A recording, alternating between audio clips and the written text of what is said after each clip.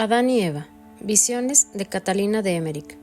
He visto que Adán no fue creado en el paraíso, sino en el lugar que más tarde fue Jerusalén. Lo he visto surgiendo luminoso y blanco de una pequeña elevación de tierra amarilla, como saliendo de un molde, que el sol con su brillo lo hacía brotar de la tierra como nacido de la tierra entonces virgen.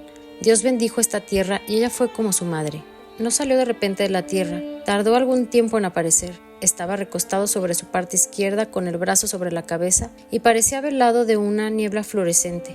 Yo veía una figura en su costado derecho y estaba persuadida de que era Eva, la cual fue más tarde sacada de Adán en el paraíso por obra de Dios.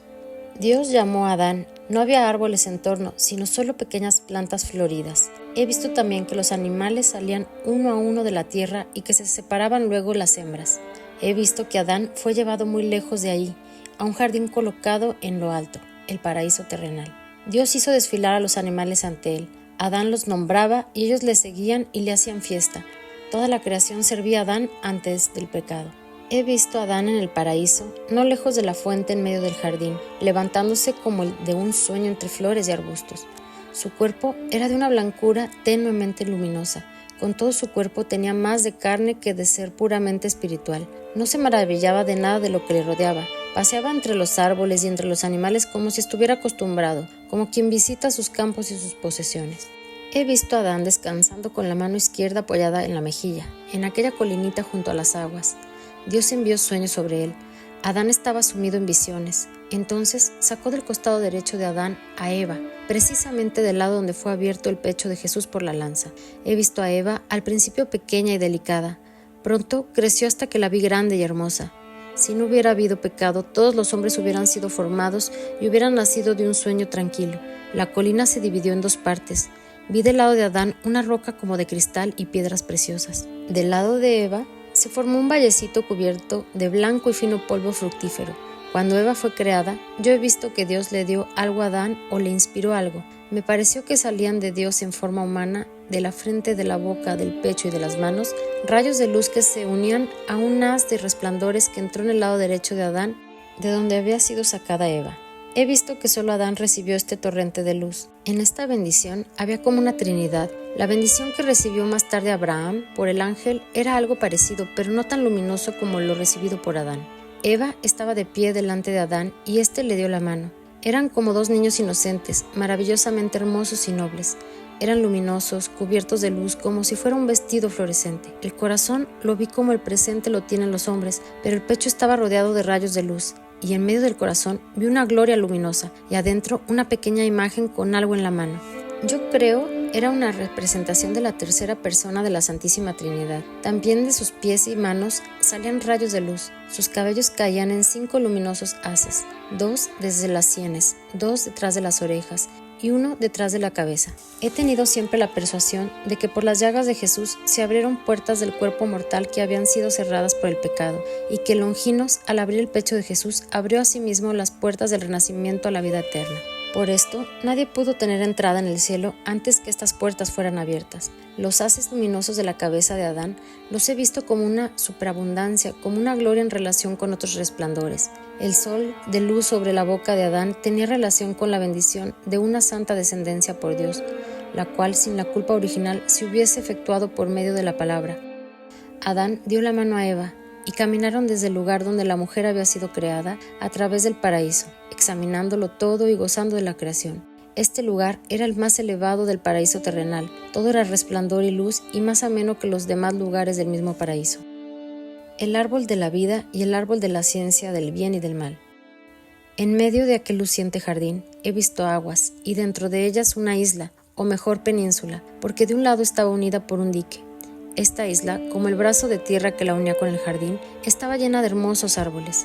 En medio de la isla había un árbol tan bello que a todos vencía en hermosura y al mismo tiempo los cubría y protegía. Sus raíces formaban el conjunto de la isla. Este árbol cubría toda la isla y desde su anchura tan pronunciada se iba angostando hasta terminar en una graciosa punta.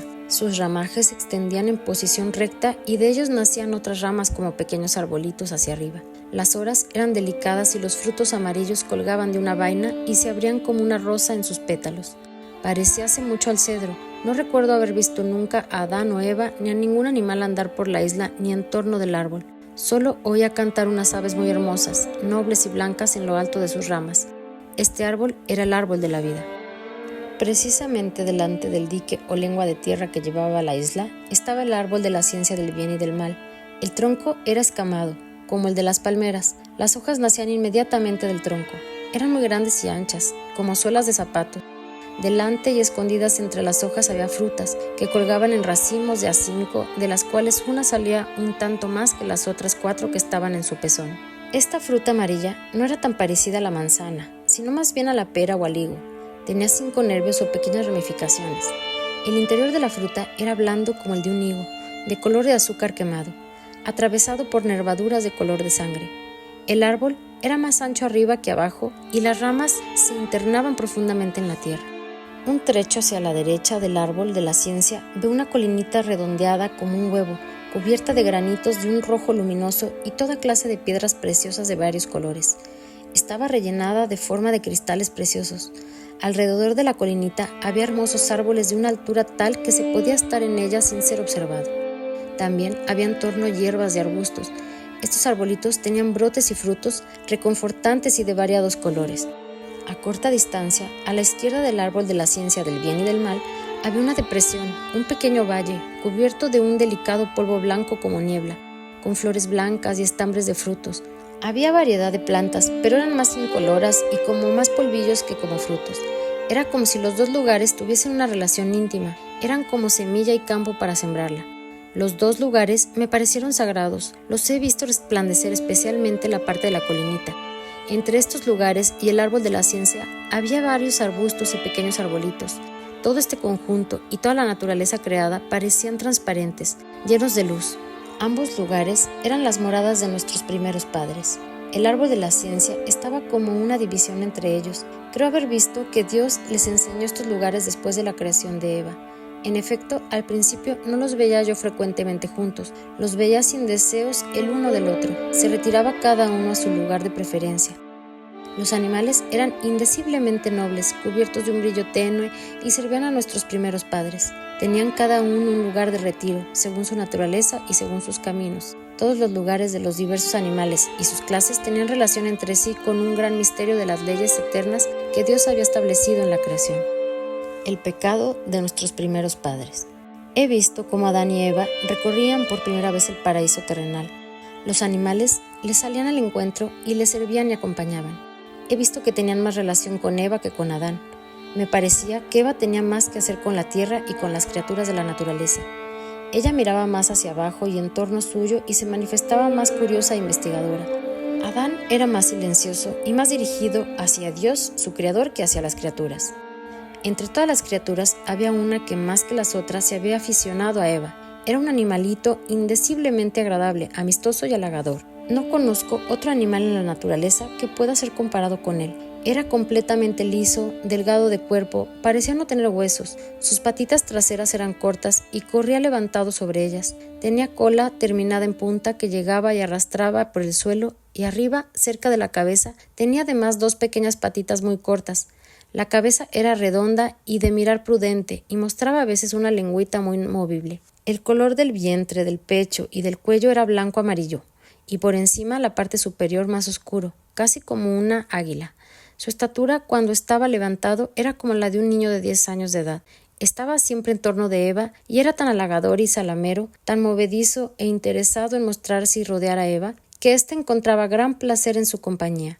Con todo, este animalito tenía para mí algo misteriosamente temible y aún lo tengo ahora así ante mis ojos. No he visto que ni Adán ni Eva lo tocasen. Había en efecto antes de la caída un gran distanciamiento entre el hombre y los animales. Ni siquiera los primeros hombres del mundo los he visto tocar a los animales, y aun cuando los animales eran mansos y más relacionados con los hombres, se conservaban los unos más alejados de los otros. Cuando Adán y Eva volvieron a aquel lugar resplandeciente, apareció una faz luminosa delante de ellos, como la de un hombre noble y severo, de blanca y luminosa cabellera, y me pareció que, indicándoles toda la naturaleza, se la entregaba y que algo, en cambio, les mandaba observar. Cuando este ser desapareció, me pareció que quedaron aún más contentos, más dichosos y que entendían más y encontraban mayor orden en todo lo que veían en la naturaleza. Sentía un gran deseo de agradecer y este sentimiento era mayor en Adán que en Eva, quien sentía más contento en su dicha y miraba más a las cosas que el agradecimiento a Dios.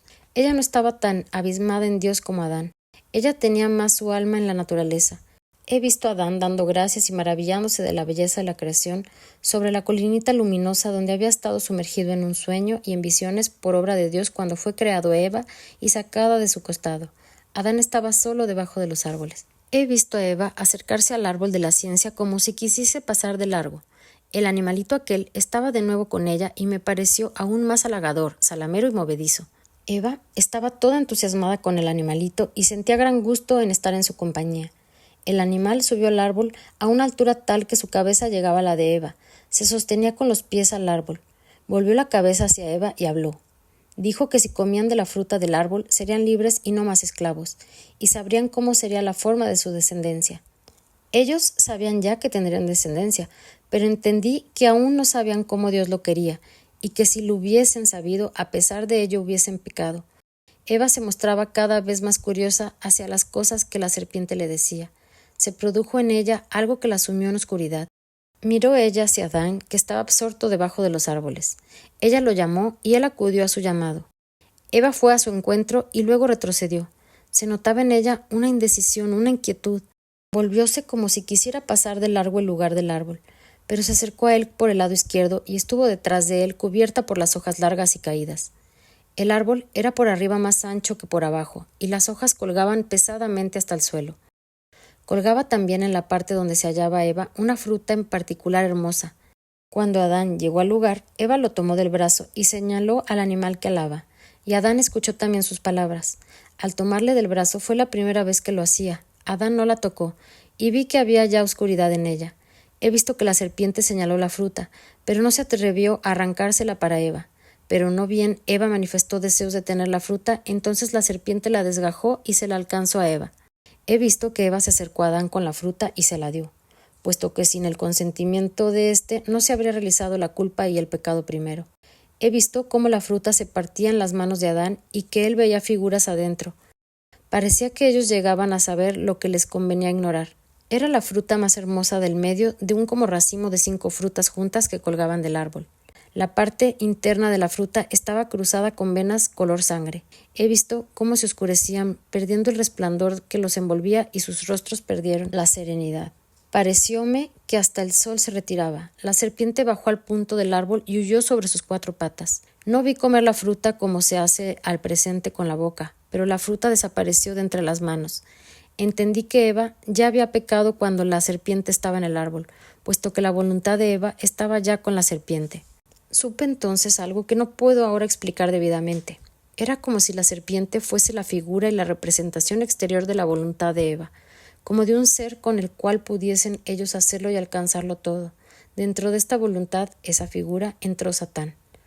Por el gustar de la fruta prohibida no estaba aún completo el pecado, pero esta fruta de tal árbol que echa sus ramas en la tierra y reproduce nuevas plantas de la misma especie, que hacen lo mismo luego al hincharse en el suelo, tienen en sí la significación de un trasplante y de una reproducción de su mismo poder, y esta reproducción es como un trasplante pecaminoso. De este modo se realizó con la desobediencia y con el gustar de la fruta la separación de la criatura de su Dios y la reproducción en sí y por sí y el amor de sí en la naturaleza humana. El hecho de gustar la fruta que tenía en sí esta significación y este concepto tuvo como consecuencia una reversión, una marcha hacia atrás en la naturaleza y trajo el pecado y la muerte. La bendición de una descendencia santa y pura en Dios y por Dios que había recibido Adán después de la creación de Eva, le fue quitada después de probar la fruta. Yo he visto cómo, al dejar a Adán su lugar en la colinita para ir hacia Eva, que lo llamaba, se aproximó el Señor por detrás de él y le quitaba algo de su cuerpo. Tuve la persuasión de que de ello debía salir la salud del mundo. Tuve una vez, en la fiesta de la Inmaculada Concepción de María, una visión de Dios sobre este misterio.